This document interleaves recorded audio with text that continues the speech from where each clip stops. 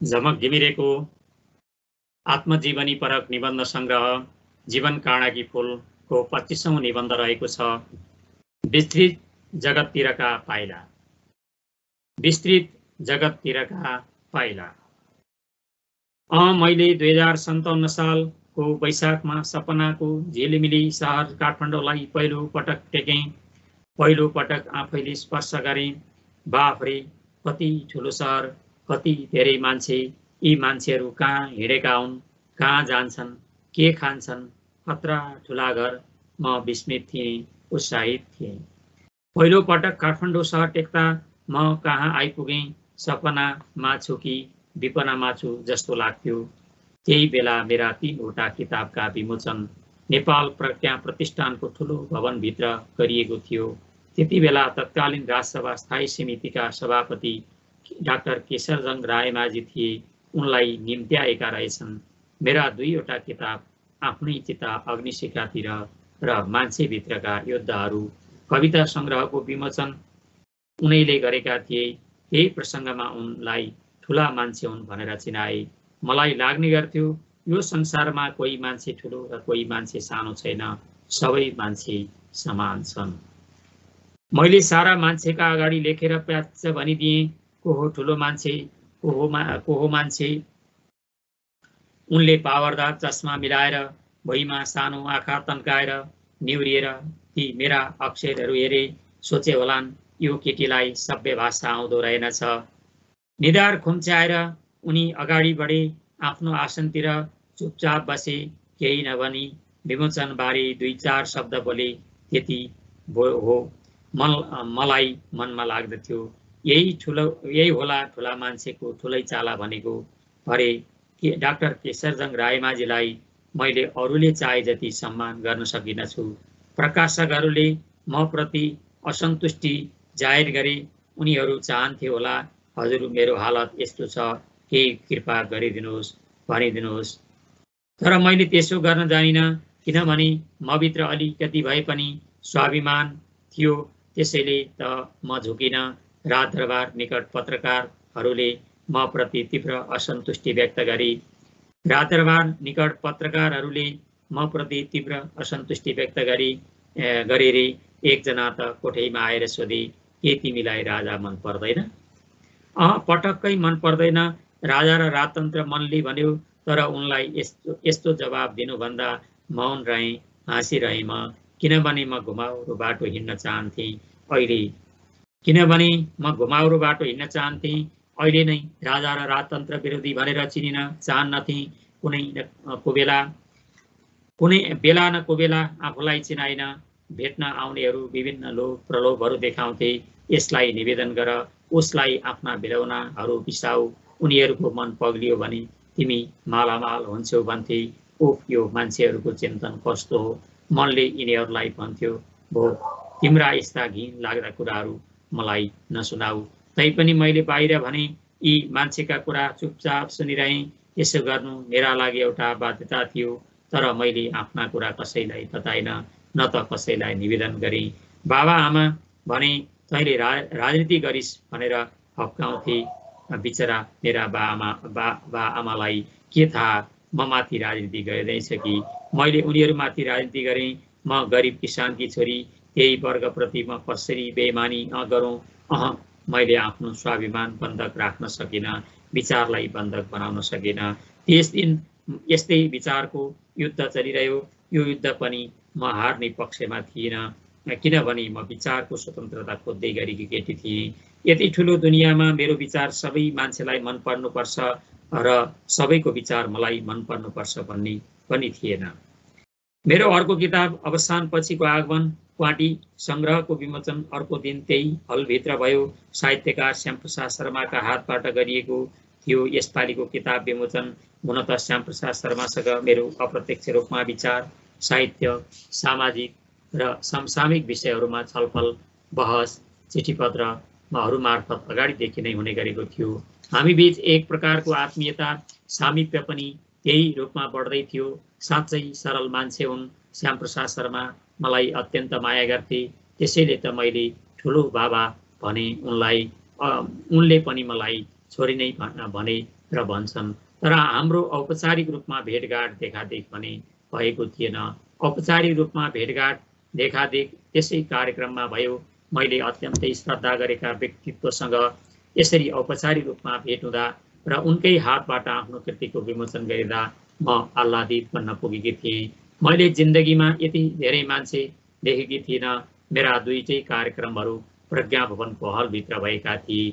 जिन्दगीमा यति धेरै मान्छेहरूलाई देख्न पाउनु एउटा सुखद पक्ष थियो। म पहिलो कार्यक्रममा त केही आत्तिएकी थिएँ, तर दोस्रो कार्यक्रममा भने म कति पनि हडराइन। मैले दोस्रो कार्यक्रममा भने केही कुरो चुहाएकी थिएँ। लेखक, कवि, कलाकारहरूलाई जनताका सामु जान र उनीहरूका स्वतन्त्रताका कुरा उनीहरूसँग बसेर लेख्न मैले त्यही मञ्चबाट आह्वान गरेकी थिएँ। यसो भन्दा त्यहाँ ताली निकै पड्किएको थियो। ताली पड्काउनेहरूले जनताप्रति आफ्नो जिम्मेवारी कति बोध गरेनन् इतिहासले नै बताउने छ।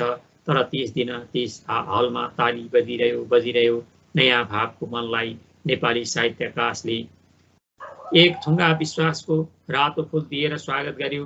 यसरी सपनाको झिलिमिली सहर काठमाडौँले नयाँ आगतको स्वागत ताली पड्काएर गर्यो। अब त नेपाली साहित्याकाशमा नवस्थापित अनुहारको रूपमा भित्रिएँ। जिम्मेवारी थुप्रै चुनौतीबोध गर्दै साहित्य जगतमा भित्रिएँ। ममा खुसीका पलहरू पोल्टाभरि सम्हाली नसक्नु थिए। त्यसमाथि उत्साह र उमङ्ग पनि ओखाइ नै थियो। यति मात्र होइन, जिम्मेवारी र चुनौतीका पहाडहरू मसामु उभिएका थिए। जिन्दगीको यस मोडसम्म आइपुग्दा बल्ल मलाई जिन्दगी सुन्दर लाग्न थालेको थियो। आखिर म पनि मान्छे नै थिएँ। खुसीमा हाँस्न सक्थेँ, दुःखमा रुन सक्थेँ। आखिर म पनि मान्छे नै थिएँ। खुसीमा हाँस्न सक्थेँ, दुःखमा रुन सक्थेँ।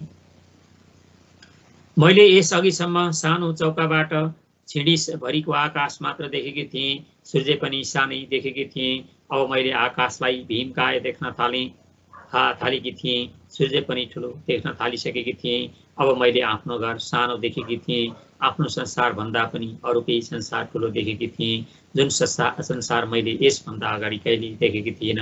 हो, कलमले जोडिएको पुलबाट यो संसारमा आइपुगेकी म। यो झिलिमिली सहरले मलाई निकै लोभ्यायो। सहरमा हरेक वस्तु मेरा लागि नौला थिए। हेरिरहँ जस्तो लाग्ने, छोइरहँ जस्तो लाग्ने। यी मोटर गाडीहरू पनि कति गोडेका। सहर भनेको सहरै त हो नि। यसैले होला गाउँका मान्छे सहर पसेपछि गाउँ नफर्किएका। फर्किउन् पनि कसरी?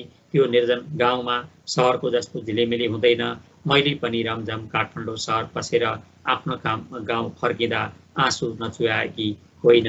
तर यो झिलिमिली सहरको कटु वास्तविकतालाई पनि मैले नजिकैबाट निहाल्न सकेँ।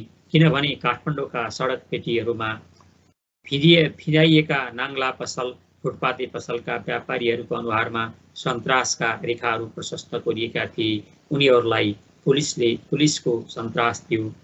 नजिकै छेउमा फोहोरका थुप्राहरूमा केही खोजिरहेका सडक बालबालिकाहरूलाई यो सुन्दर झिलिमिली सहरले के दियो? रातको मिठो निद्रा पनि दिँदैन यो सहरले। बस नामले दाइलाई यो सहरले के दियो? यो सहर जतिसुकै सुन्दर भए तापनि नहुनेहरूलाई सलक्कै मिल्दो रहेछ। यति क्रूर सहर किन सबैलाई सुन्दर लाग्छ? नेपालको सिङ्गो आकृति यही सहरको क्रूरपनबाट देखिन्छ। बाँच्नका लागि गर्नेहरूको फाटेका थोत्रा वस्त्रहरू देखिन्छ। यी वस्त्रबाट देखिन्छ नेपालीहरूको नाङ्गो स्वरूप। मलाई काठमाडौँ सहर घुमाउने भन्थे। काठमाडौँ सहर तिमीलाई कस्तो लाग्यो? उनीहरूलाई तिम्रो सहर राम्रो लाग्यो भन्ने कि लागेन भन्ने? मैले चुपचाप लागेर बसिरहन्थेँ। उनीहरूले कतै धोती लाएका मान्छेहरू देखे भने मतिर हेरेर भन्थे, यी धोतीवालहरू हाम्रो देशको श्रम खोसेर पैसा आफ्नो देशमा लैजान्छन्। मलाई लाग्थ्यो यी विद्वान भनिएकाहरूको पनि बुद्धि किन यस्तो?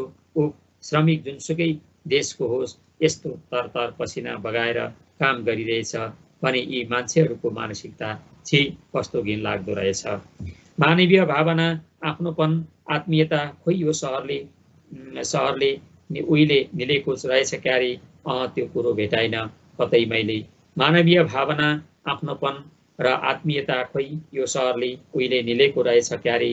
त्यो कुरो भेटाइन कतै मैले। मान्छेका अनुहारहरूमा शून्यपन पाएँ पहिलो पटक सपनाको सर काट्नु छिरेर यस्तै तिता मिठा अनुभवहरू सम्हाल्दै फर्किएँ आफ्नै ठाउँ या गाउँ। 2-4 दिन काठमाडौँ छिर्दा पनि मलाई अर्कै खालको अनुभूति भयो। आफ्नै ठाउँलाई सुनसान भएको अनुभव गरेँ, तर म वास्तविकतादेखि कहिले तर्सिन आत्तिन, बरु यथार्थ पक्षसँग स्वीकारेँ। त्यस मान्छेहरूको घना जङ्गलमा मेरो पस्ने र निस्कने लुकामारीको खेल निरन्तर चलिरह्यो। यो मान्छेको जङ्गलमा पस्ने र निस्कने खेल, यो मान्छेहरूको जङ्गलमा पस्ने र निस्कने खेल बडो गजबकै हुँदो रहेछ। साँच्चै मैले त्यो समय काठमाडौँ छिर्दै निस्कँदै धेरै पटक गर्नु परेको थियो। मान सम्मान पनि पाउने क्रम चलिरहेकै थियो। त्यस्तै काठमाडौँ छिर्दै निस्कँदै गर्ने क्रममा एउटा कार्यक्रममा जाँदा मैले तत्कालीन राजा वीरेन्द्र र रानी ऐश्वर्यालाई भेट्न पाऊँ भनेर बिन्ती पत्र हाल्नु पर्ने कुरो उठ्यो। किनभने त्यो समयमा राष्ट्रिय जनजीवनका व्यक्तिहरूले राजा रानीलाई भेट्नु भनेको महत्त्वपूर्ण कुरो ठान्ने एक थरीका मान्छे थिए। उनीहरूलाई लागेको थियो होला राजा रानीलाई भेटिसकेपछि मलाई केही दया गरेर केही दिन्छन् अनि मेरो जिन्दगी बन्छ। त्यहाँ राजदरबारसँग सम्बन्धित मान्छेहरू पनि थिए। उनीहरूले निकै कर गर्दै भने बडा महारानी ऐश्वर्या सरकारलाई भेट्न पाऊँ भनेर तिमीले बिन्ती पत्र दिनैपर्छ। अब मलाई पर्यो फसाद, कसरी यहाँबाट बाहिरिने? म चुपचाप लाग्दै भोक लाग्यो भन्ने बहाना बनाएर कोठा फर्किएँ। किनभने मलाई बिन्ती पत्र दिएर राजारानीलाई भेट्न पटक्कै मन